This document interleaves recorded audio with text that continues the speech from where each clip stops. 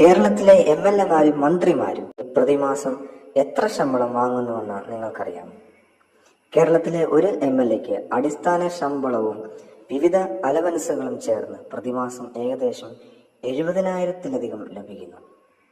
ഒരു മന്ത്രിക്ക് MLA എന്ന നിലയിലെ ആനുകൂല്യങ്ങൾക്കൊപ്പം അധിക മന്ത്രിസ്ഥാനം, അലവൻസുകളും ലഭിക്കും. ഇതോടെ പ്രതിമാസ വരുമാനം ഏകദേശം 95,000 മുതൽ 1,00,000 വരെയാകാം.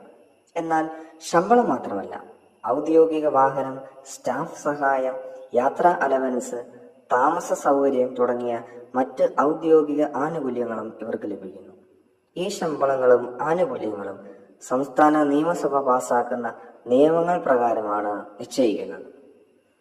ജനപ്രതിനിധികൾക്ക് ലഭിക്കുന്ന ശമ്പളം എത്രയാണെന്നും ആനുകൂല്യങ്ങൾ എന്തെല്ലാമാണെന്നും നിങ്ങൾക്ക് മനസ്സിലായെന്ന് കരുതുന്നു. ഈ വീഡിയോ ഇഷ്ടമായെങ്കിൽ ലൈക്ക് ചെയ്യാനും ഷെയർ ചെയ്യാനും ഒപ്പം ഈ ചാനൽ സബ്സ്ക്രൈബ് ചെയ്യാനും മറക്കരുത്.